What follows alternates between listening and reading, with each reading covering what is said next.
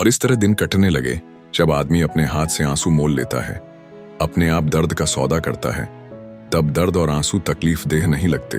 और जब कोई ऐसा हो जो आपके दर्द के आधार पर आपको देवता बनाने के लिए तैयार हो और आपके एक एक आंसू पर अपने 100 आंसू बिखेर दे, तब तो कभी कभी तकलीफ भी भली मालूम देने लगती है। लेकिन फिर भी चंदर के दिन कैसे कट रहे थे ये वही जानता था।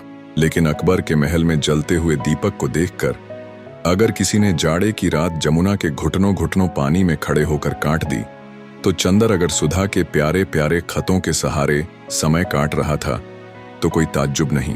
अपने अध्ययन में प्रौढ़, अपने विचारों में उदार होने के बावजूद चंदर अपने स्वभाव में बच्चा था जिससे जिंदगी कुछ भी करवा सकती थी, बशर्ते जिंदगी को यह आता हो कि इस भोले भाले बच्चे को कैसे बहलावा दिया जाए।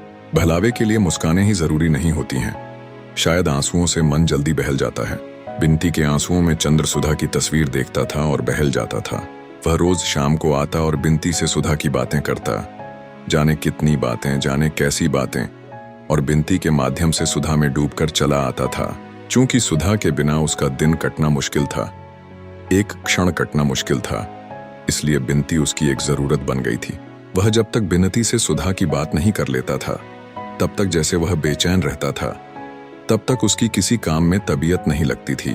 जब तक सुधा सामने रही, कभी भी उसे यह नहीं मालूम हुआ कि सुधा का क्या महत्व है उसकी जिंदगी में। आज जब सुधा दूर थी तो उसने देखा कि सुधा उसकी सांसों से भी ज्यादा आवश्यक थी उसकी जिंदगी के लिए। लगता था वह एक क्षण सुधा के बिना जिंदा नहीं रह सकता। सुधा के अभाव में बिनती के माध्यम से वह सुधा को ढूंढता था, और जैसे सूरज के डूब जाने पर चांद सूरज की रोशनी उधार लेकर रात को उजियारा कर देता है, उसी तरह बिनती सुधा की याद से चंदर के प्राणों पर उजियारी बिखेरती रही। चंदर बिनती को इस तरह अपनी सांसों की छाह में दुबकाए रहा जैसे बिनती सुधा का स्पर्श हो, सुधा का प्यार हो। बिनती भी चंद्र के माथे पर उदासी के बादल देखते ही तड़प उठती थी, लेकिन फिर भी बिनती चंद्र को हंसा नहीं पाई। चंद्र का पुराना उल्लास लौटा नहीं। सांप का कांटा हुआ जैसे लहरें लेता है, वैसे ही चंद्र की नसों में फैला हुआ उदासी का जहर रह रहकर चंद्र को झकझोर देता था। उन दिनों 2-2, 3-3 दिन तक चंद्र कुछ नहीं करता था, बिनती के पास भी नहीं जाता था, बिनती के आंसुओं की भी परवाह नहीं करता था, खाना नहीं खाता था, और अपने को जितनी तकलीफ हो सकती थी देता था।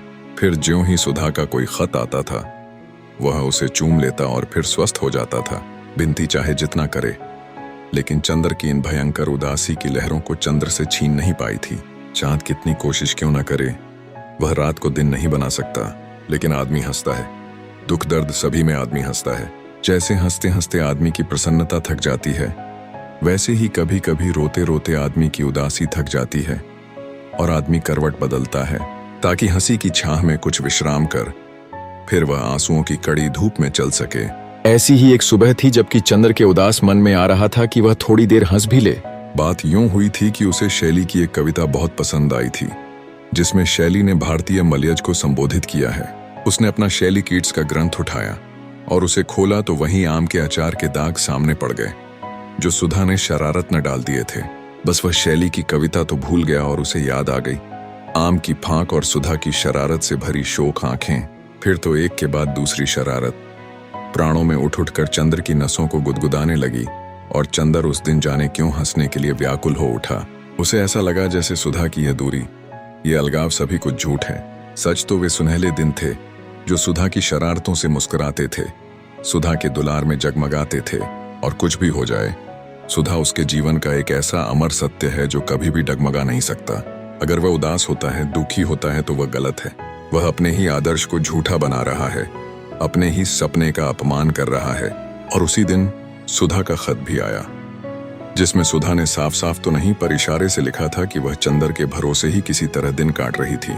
उसने सुधा को एक पत्र लिखा जिसमें वही शरारत, वही खिंजाने की बातें थीं जो वह हमेशा सुधा से करता था, लेकिन जिसे वह पिछले 3 महीने में भूल गया था।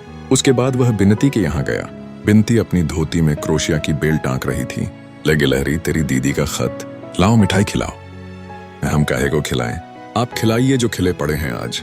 बिनती बोली, हम क्यों खिलाएंगे, यहाँ तो सुधा का नाम सुनते ही तबीयत कुट जाती है। अरे चलिए, आपका घर मेरा देखा है, मुझसे नहीं बन सकते आप। बिनती ने मुंह चिढ़ाकर कहा। आज बड़े खुश हैं। और हाँ बिनती।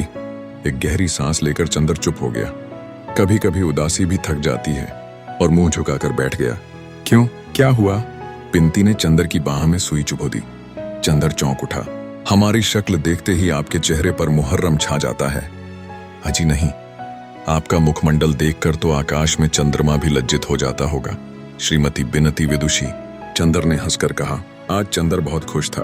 बिन्नती लजा गई और फिर उसके गालों में फूल के कटोरे खिल गए, और उसने चंदर के कंधे से फिर सुई चुभोकर कहा, आपको एक बड़े मजे की बात बतानी है आज। क्या? फिर हंसिएगा मत और चिढ़ाइएगा नहीं, बिनती बोली। कुछ तेरे ब्याह की बात होगी, चंदर ने कहा। नहीं, ब्याह की नहीं, प्रेम की, बिनती ने हंसकर कहा और झेंप गई। अच्छा, गिलहरी को यह रोग कब से? चंदर ने हंसकर पूछा।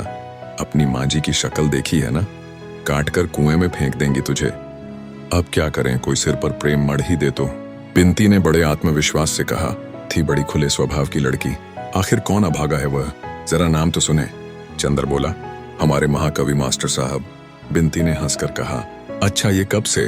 तूने पहले तो कभी बताया नहीं। अब तो जाकर हमें मालूम हुआ।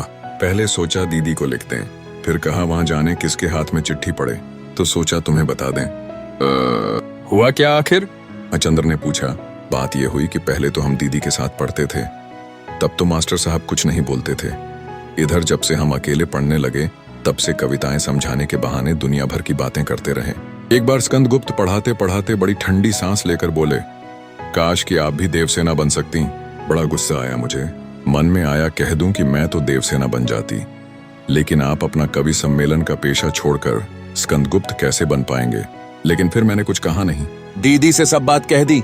दीदी तो हैं ही लापरवाह, कुछ कहा ही नहीं उन्होंने।